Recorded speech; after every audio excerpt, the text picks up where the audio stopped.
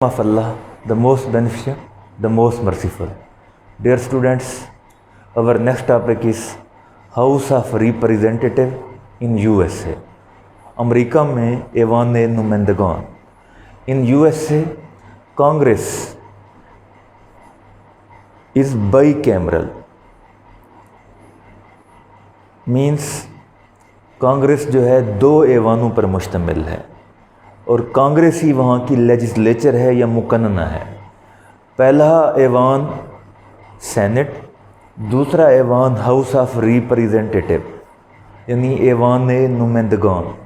Composition के लिहाज से देखें अगर हम तो कंपोजिशन में जो फ्रेमर्स ऑफ कॉन्स्टिट्यूशन थे, अमरीकी आइन को वज़ा करने वाले, उन्होंने कंपोजिशन के लिहाज से ये कैटेगरी जो है मख्तस की है कि हाउस ऑफ रिप्रेजेंटेटिव के नुमाइंदे हर स्टेट से होंगे और सीट्स इसके लिए स्पेसिफाई कर दी हैं.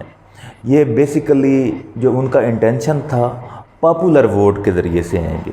सेनेटर ने सिर्फ दो सेनेटर आते हैं एक स्टेट से, 50 रियासतों से 100 सेनेटर, जबकि यहाँ पे 400 से ज़्यादा हैं हाउस ऑफ रिप्रेजेंटेटिव के मेंबरान.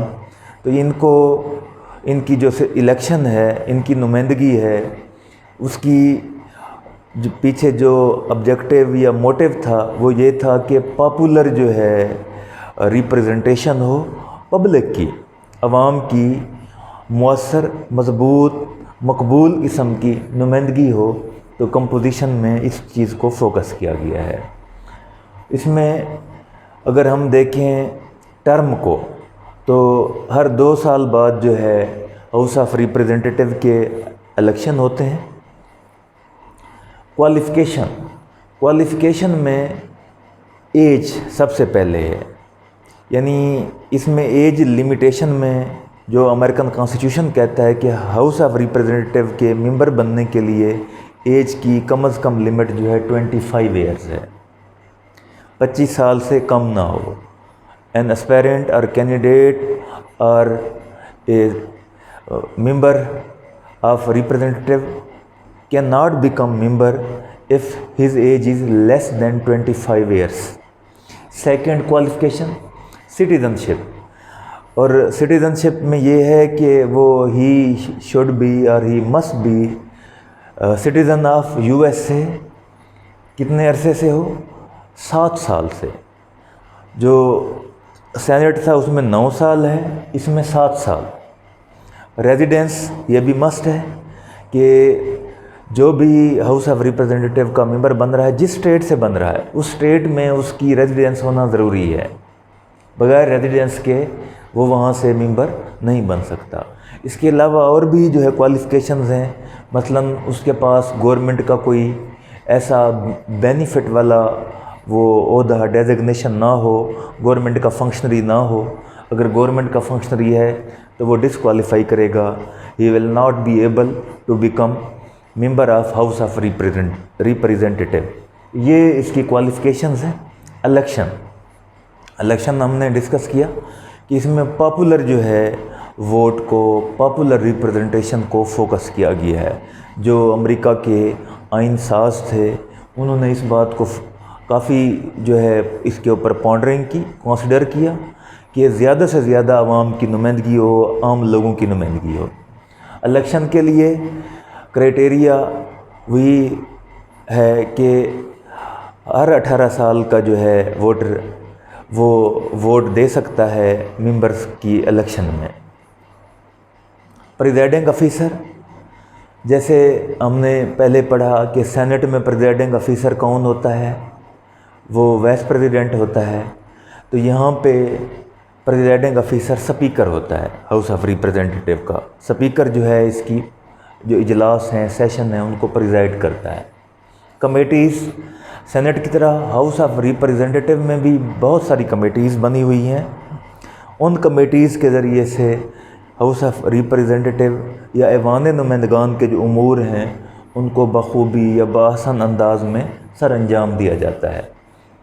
Next, powers house of representative को हासिल हैं, अगरचे सेनेट से कम है, लेकिन despite of this fact house of representative also has some powers. वो पावर्स कौन सी हैं? वो लेजिस्लेटिव भी हैं। लेजिस्लेशन में इसका अहम रोल है हाउस ऑफ रिप्रेजेंटेटिव का।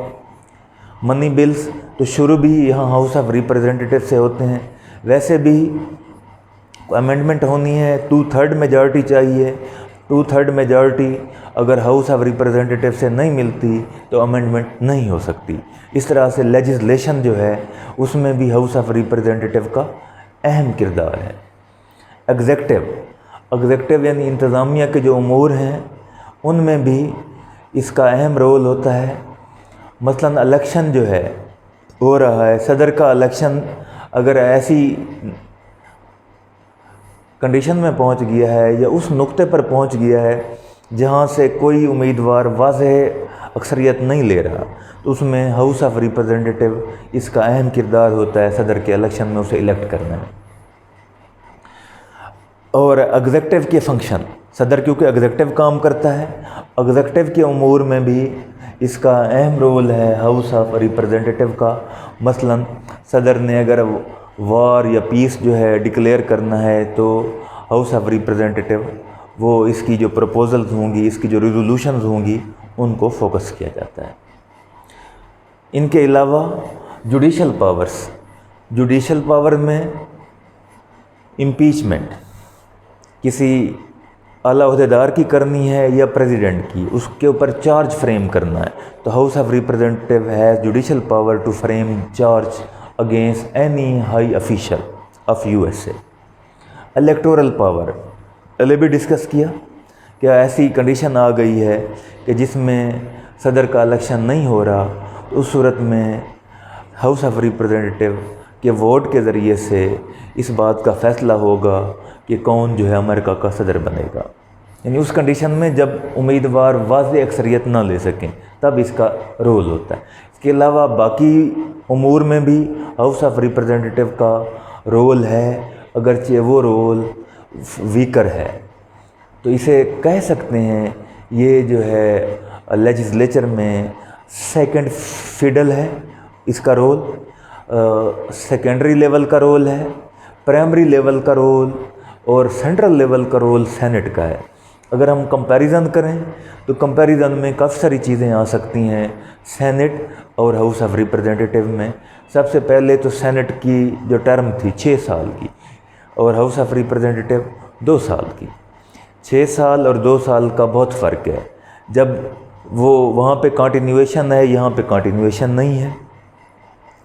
बाकी जो पावर्स हैं सेनेट को एक्स्ट्रा ऑर्डिनरी पावर्स हासिल हैं, यानी गैर मामूली किस्म की जो इख्तियारात हासिल हैं वो लेजिस्लेशन के हवाले से हूँ, जुडिशल पावर हूँ, एग्जेक्टिव पावर हूँ, उसके मुकाबले में as compare to senate house of representative has small powers, lesser extent की पावर्स हैं, कम दर्जे की इख्तियारात हैं, इसका रोल जो है सेकेंडरी है।